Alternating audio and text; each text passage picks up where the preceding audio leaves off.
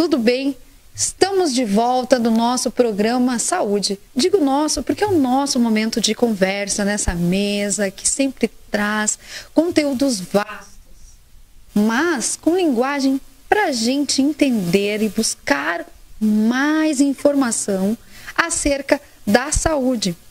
Hoje eu estou com dois doutores aqui que já vou mostrar para vocês, mas antes eu vou agradecer aos nossos patrocínios. Oficina de Vacinas Crianças e Adultos, Vitai, Centro Clínico Integrado, Ortodentes, Clínicas Odontológicas, Next e Mano Escobar, Cabeleireiros.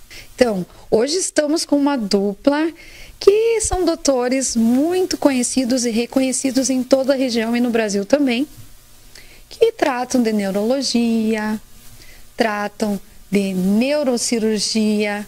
O doutor Diego já veio conversar com a gente. Diego Cassol Dotza. Tudo bom, doutor? Tudo bem, saudades, estamos de novo aqui. Eu disse, eu tô com saudade do doutor. E a sua esposa, mas olha, ela é a doutora Ana Luísa Cassol Dotza, né, vou dizer. E que a gente diz seja muito bem-vinda e esperamos que a senhora venha mais vezes aqui, doutora. Obrigada, Lívia, bondade tua, obrigada pelo convite. Hoje a gente vai falar, pessoal, sobre transtorno espectro autista. Algo que tem muitos tabus. As pessoas não sabem nem como tratar as pessoas que têm autismo, já que tem vários graus, não é, doutora? Sim, existem vários graus de autismo, né? A gente considera 3 níveis, mas dentro desses 3 níveis de gravidade a gente tem subníveis também. Então, por isso que até foi mudada a terminologia de autismo para transtorno do espectro do autismo. Porque, na verdade, vão de quadros extremamente leves, de difícil diagnóstico, e muitas vezes vão ser só diagnosticados até na adolescência, ou muitas vezes na idade adulta, até quadros extremamente graves, que podem vir com deficiência intelectual, com atrasos significativos da fala.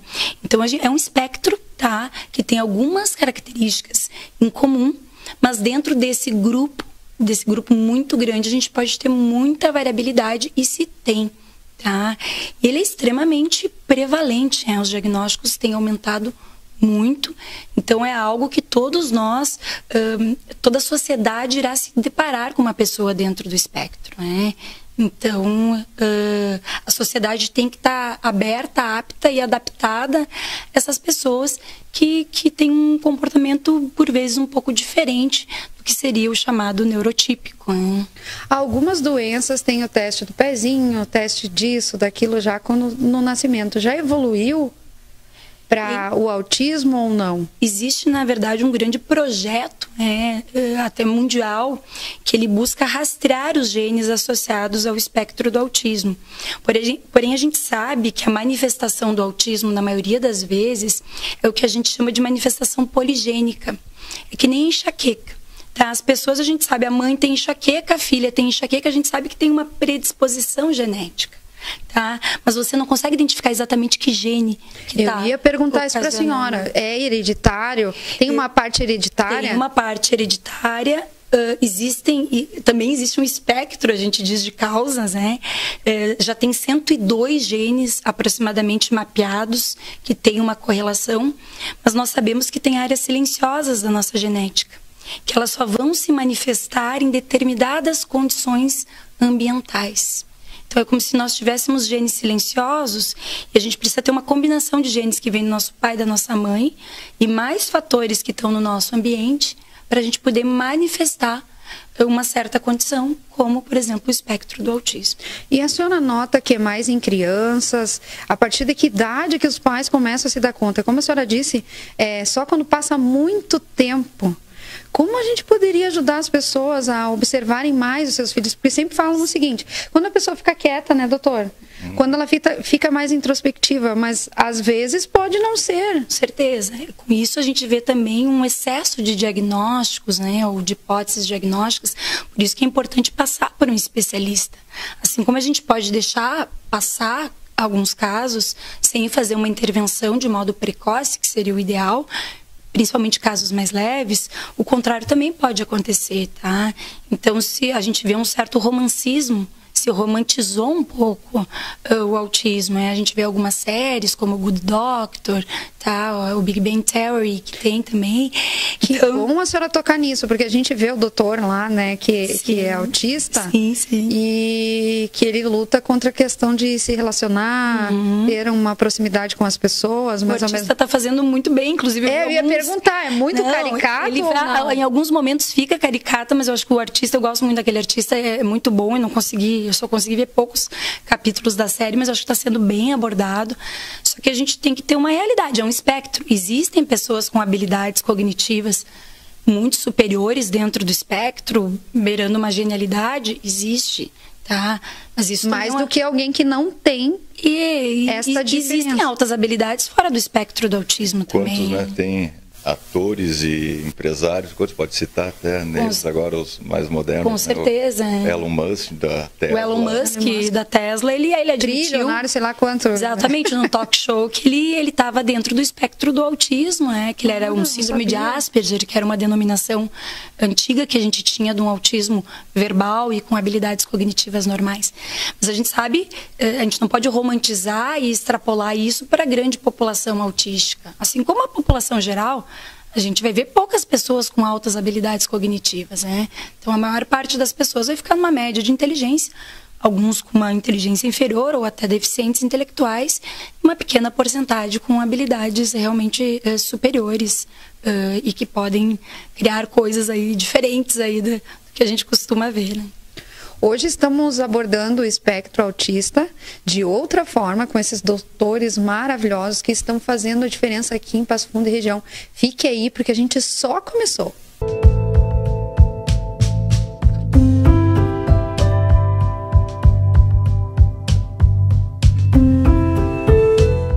Vitais Centro Clínico Integrado oferece atendimento e cuidado individualizado através de uma equipe interdisciplinar comprometida e atualizada para restabelecer a saúde física, mental e social de cada um dos seus pacientes. O Centro Clínico oferece especialistas na área de neurocirurgia, neurologia, geriatria, neuropsicologia e psicologia. A infecção não escolhe idade. Afeta o ser humano do nascimento à velhice. Mas muitas dessas doenças podem ser preveníveis através da vacinação, indicada para crianças e adultos. Esclareça suas dúvidas na Oficina de Vacinas, na Rua Uruguai 1328, telefone 3313-6218, porque imunizar-se é o melhor caminho.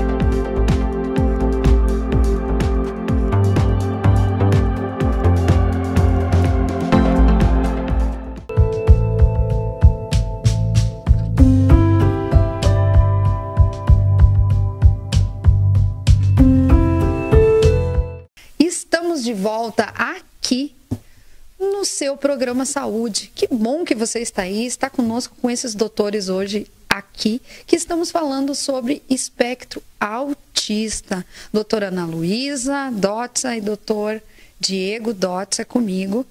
Todos eles trabalham com a parte da neurologia, neurocirurgião e neurologista. E hoje a gente está falando sobre espectro. No intervalo a gente tricota muito aqui, né? E o que a gente ouve muito na rua, eu como uma pessoa comum, aquela criança tem autismo, tem que cuidar, porque senão ela vai bater no meu filho. Algumas crianças até já passaram por convites de sair de escolas, porque as escolas não sabiam lidar com crianças com autismo. O que a senhora tem para falar sobre mito, verdade? Como lidar com situações assim? Afinal, não existe um nível igual de autismo, né, doutora? Não existe um nível. E a inclusão, a gente fala da inclusão, ela é muito bonita, mas por vezes ela é um pouco utópica e é difícil também, Então a gente tem que pensar no lado da mãe, do pai, da criança, mas também do lado da escola, de um professor, tá, que não estava adaptado a essa realidade. A gente sabe que os diagnósticos aumentaram muito, tá, a prevalência. Então, atualmente, de 44 crianças, alguns estudos nos Estados Unidos mostraram, uma vai ter o espectro do autismo. Então, de 44, um vai ter. Então, a cada 2 turmas, a gente vai ver pelo menos uma criança com espectro. É difícil, tá? É tudo novo, é um conteúdo novo. O mito que vai bater ou que vai ser agressivo, isso é um mito, tá? Então, a gente sabe que uma criança com espectro do autismo, ela não vai ser agressiva, ela não vai agredir uma pessoa de graça. Se isso acontece, acontece dentro de um contexto no qual ela se sente acuada, ela se sente incomodada. Tá? Então, por isso a importância de ter vários profissionais avaliando esse paciente, essa pessoa. Então, para nós, por exemplo, esse ambiente onde nós estamos, a luminosidade não me incomoda, tá? A cor da parede não me incomoda, tá? O cheiro do perfume de vocês não incomoda. Mas uma pessoa com espectro do autismo, ela tem uma visão, ela tem uma percepção sensorial que é diferente da nossa. Então, o que não me incomoda pode ferir aquela pessoa profundamente.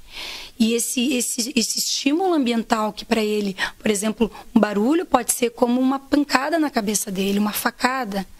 Um grito de uma criança, um choro de uma criança, pode ser como uma sirene de ambulância. Então, isso aí pode desarmonizar, descompensar alguém que ainda é uma criança e que não tem estratégias nem comunicativas. Por vezes a pessoa nem consegue falar para dizer que aquilo está incomodando. Então, muitas vezes ele se manifesta como? Então, eu não sei falar, eu sei falar muito pouco. Tá? Eu não sei o porquê que aquilo ali está me incomodando, mas eu estou percebendo de um jeito diferente dos outros.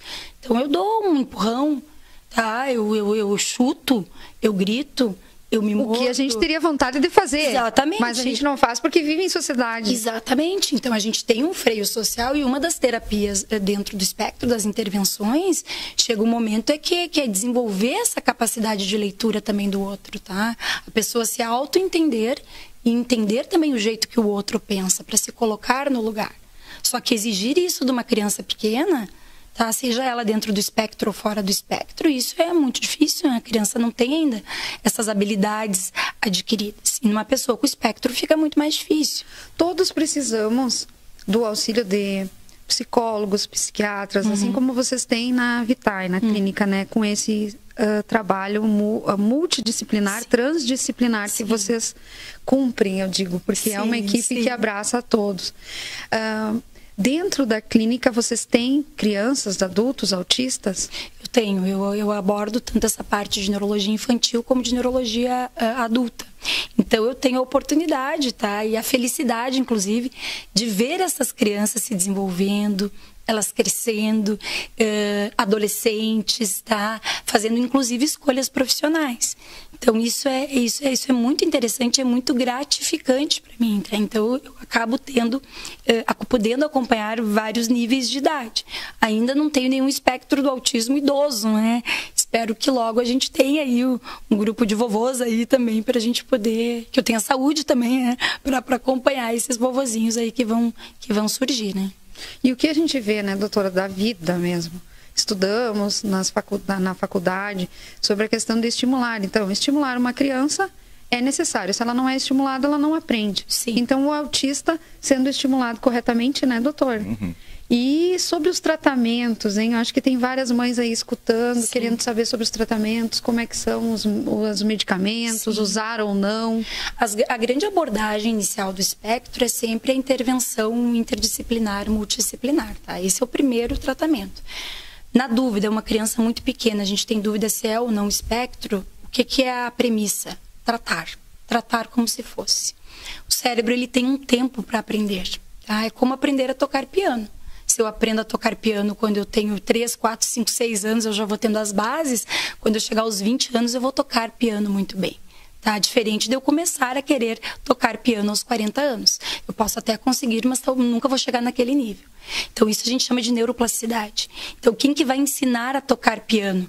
São os terapeutas, tá? Então, na cidade, na região, a gente tem terapeutas maravilhosos. Então, terapeuta ocupacional, psicopedagogo, musicoterapeuta, o psicólogo comportamental. Então, tem técnicas específicas para a gente criar essas habilidades. Habilidades que na pessoa fora do espectro são naturais. Tá? E no espectro, muitas vezes, isso não surge de modo natural. Ele tem que ser aprendido. A comunicação social, inclusive até o andar de modo mais harmonioso, de tolerar os estímulos sensoriais. Então, essa seria a grande intervenção inicial e que deve ser feita para todas as pessoas dentro do espectro. E a gente tem abordagens outras, né, medicamentosas, outras técnicas aí que têm surgido, né, Diego, também, que têm sido bem interessantes. Muitas vezes a gente tem que abordar de modo medicamentoso, tá? Então, a pessoa está ansiosa, ela tem comportamentos disruptivos, agressivos, irritabilidades. Então, muitas vezes a gente tem que colocar medicamentos para conter essas disfunções neuroquímicas para que os próprios terapeutas consigam fazer o seu trabalho e a família e a escola consigam trabalhar de modo conjunto. Voltamos já com tratamentos específicos que vão com certeza ajudar você que está aí, que tem um amigo ou alguém na família que precisa muito esclarecer dúvidas. Fiquem aí, já voltamos.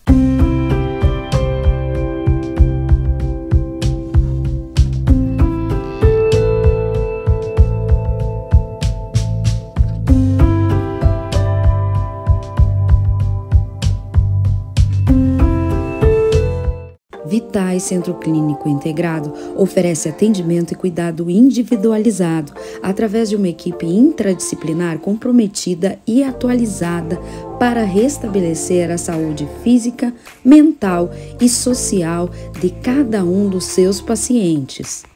O Centro Clínico oferece especialistas na área de neurocirurgia, neurologia, geriatria, neuropsicologia e psicologia. A infecção não escolhe idade. Afeta o ser humano do nascimento à velhice. Mas muitas dessas doenças podem ser preveníveis através da vacinação, indicada para crianças e adultos. Esclareça suas dúvidas na Oficina de Vacinas, na Rua Uruguai 1328, telefone 3313-6218, porque imunizar-se é o melhor caminho.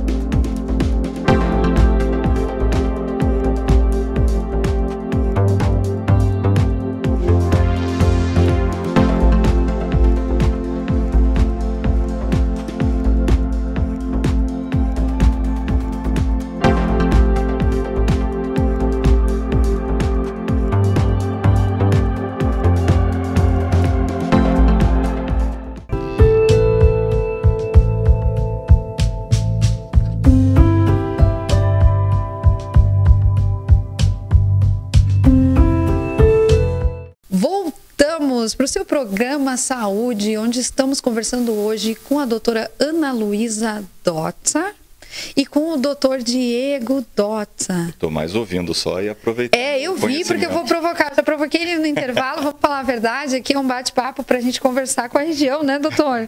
Ele disse, mas eu ia falar isso, então agora você vai falar. Porque estávamos falando sobre os medicamentos no autismo, tratamentos. E eu acho importante a gente mostrar a luz para as pessoas que acham que o autismo não tem saída, mas eu acho que tem como evoluir, estimular e fazer com que as pessoas tenham uma vida melhor. Com certeza, dependendo do grau, se for um grau mais leve, pode ter uma funcionalidade, casamento, filhos, faculdade. Só que tudo, como eu digo, tem que ser pé no freio, né? Depende do grau, depende do comprometimento cognitivo, depende se o paciente tem alguma outra deficiência associada. Então, a gente tem vários poréns aí associados. A gente sabe que é uma luta que não é fácil, e os pais das pessoas com TEA que estão escutando sabem do que eu estou falando, né? Nós temos, graças a Deus, que temos terapias medicamentosas e não medicamentosas também, Diego? Tem muitos pais, né, que criam aquela, agora até falou esse romantismo, né? Meu filho vai ser um superstar da televisão, vai ser um grande cirurgião também, né? Acho que tem que ter essa... Existe, assim, às vezes no início do diagnóstico a gente vê uma negação, são estratégias que o cérebro usa até de aceitação, né? Mas como tudo na vida são desafios, né? E em termos de abordagem medicamentosa, os pais sempre questionam as terapias novas aí que a gente pode estar trazendo. Então, se fala muito a respeito do óleo de cannabis, né, do canabidiol, que tem surgido aí como uma terapia emergente. Não está liberada em bula para essa indicação do espectro do autismo, e sim para alguns tipos de epilepsia. Se vê alguma resposta aí, mas não se sabe ainda a dose bem ideal, talvez para o uso dessa medicação. Mas é uma medicação que pode ser usada, mas com parcimônia, prescrita por um médico. Existem terapias também que têm surgido aí a respeito de dar uma atenção especial ao trato gastrointestinal dessas crianças. Pois é, muita gente diz que o autismo, isso é uma frase que eu já ouvi. Então, não é um dado que eu colhi. Sim. Científico. Que problemas gastros poderiam causar eu não digo causa, ainda não. Ou é algo que parece que é uma associação, mas não como uma causa. Mas as pessoas falam, né? Acho que é importante ouvir. Exatamente. O certo. É comum, existe uma incidência maior de disbiose, que a gente chama intestinal. Então, são pessoas que são mais sujeitas a ter intestino irritável, episódios de diarreia. Então, a gente sabe que existe todo um controle neural da parte gastrointestinal. Então, pessoas com autismo geralmente têm mais dermatite atópica, têm mais alergias, têm mais problemas gastrointestinais. Então, isso são casos que têm que ser individualizados. A gente não pode também extrapolar tratamentos, né, com probióticos, que seriam para melhorar a parte gastrointestinal. Então, e também tem que ser feito em conjunto com outros médicos, muitas vezes um gastroenterologista, um nutricionista, um nutrólogo. O intestino está sendo chamado de segundo cérebro, né, Diego? O Parkinson também. Isso. Tem muita ligação com a parte intestinal. Então, também dizem que o Parkinson começa pelo intestino. Porque eu ouvi isso, doutor. A pessoa já nasce com problema ali, já vai ter problema, já vai ser autista, ou vai ser isso, ou vai ser aquilo. Acho que é importante a gente trazer bem à tona para as pessoas entenderem. O senhor estava falando também antes, em off aqui, questão do TDS. Traduz isso para a gente, doutor. A gente tem o TMS, que a gente já falou uma vez, pincelando. Isso, que é a máquina que a gente adora. Estimulação magnética transcraniana. E tem o TDCS, que é a TDCS. Isso, é a estimulação transcraniana por corrente contínua. É um pouquinho diferente, né? Quando a gente faz, até tem alguns estudos saindo, né, para o TEA, não está oficialmente em nenhum lugar, mas a gente tem lido bastante sobre isso, a gente aplica em alguns casos também o TDCS, porque para o TMS ele tem que ficar muito parado. Fica com uma bobina aqui e não pode se mexer. E a criança com TEA é agitada. Então a gente coloca esses que são, né, são 2 eletrodos que a gente gruda na cabeça ali com umas faixas, e então a criança pode se movimentar, mexer, e até é interessante isso, para fazer essa terapia junto com essa reabilitação neurológica, junto com esse TDCS. O que ele melhora mais? É mais a parte da terapia ali do comportamento, né? Ele ajuda um pouquinho mais nessa parte do comportamento, dessa interação social, o que a gente tem observado, é a teoria da mente, né? Ana Luísa explica melhor. A gente tem alvos específicos, na verdade, né? Toda essa terapia de estimulação magnética, né, ela visa estimular grupos de neurônios específicos. Então, de acordo com o meu paciente, eu vou fazer um plano terapêutico para ele. Então, esse paciente ele precisa melhorar as habilidades comunicativas, então vamos fazer uma estimulação focada mais na parte comunicativa. As habilidades sociais, a gente tem áreas de habilidades sociais no nosso encéfalo, tá? No nosso cérebro. Então, é feito todo um planejamento. Tá ansioso, tá depressivo, existem áreas que a gente estimula específicas, não é algo que é feito de modo aleatório. Mas também, como todo tratamento, ele tem as suas limitações e é algo que está em desenvolvimento ainda, né, dentro da área do... Os respondedores, não respondedores, como medicamento, como em tudo. Ele veio para associar, né? Não é um tratamento nunca único, né? A gente Sim. usa sempre só bem depois de que está estabilizado. Ou em associação. Está faltando a estabilização, na verdade, né? A gente usa para tentar associar. Exatamente, para facilitar as intervenções e melhorar de modo físico, literalmente, esse funcionamento neuronal. Temos os bons respondedores e aqueles que não respondem. E uma dica para a família que descobriu agora, doutora, que o filho ou a filha tem espectro autista. Resiliência, tá? Não é fácil, tá? Eu sei que é um baque, é como se fosse um balde de água fria, mas a gente tem que ver que é o seu filho que está ali, né? Então é aquele serzinho que você ama. A jornada não é fácil, mas ela recompensa, né?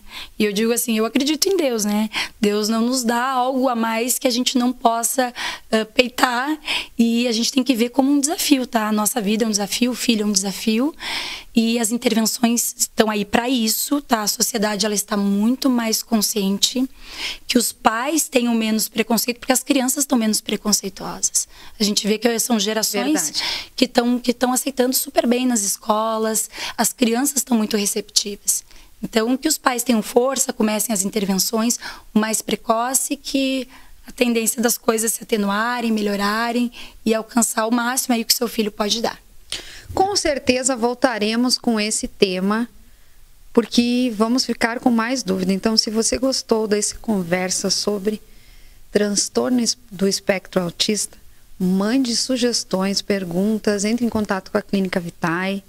Vamos ajudar o amigo que precisa disso. Agradeço a atenção de vocês, mas antes eu quero agradecer os nossos patrocínios, né? Oficina de Vacinas Crianças e Adultos, Vitae Centro Clínico Integrado, Ortodentes Clínicas Odontológicas, Next e Mano Escobar. Fique ligadinho que a gente toda semana vai trazer um papo bem descontraído, com as diferenças, com as diversidades, com as novas tecnologias, tudo para melhorar a nossa qualidade de vida aqui em Passo Fundo e região. O Programa Saúde volta logo.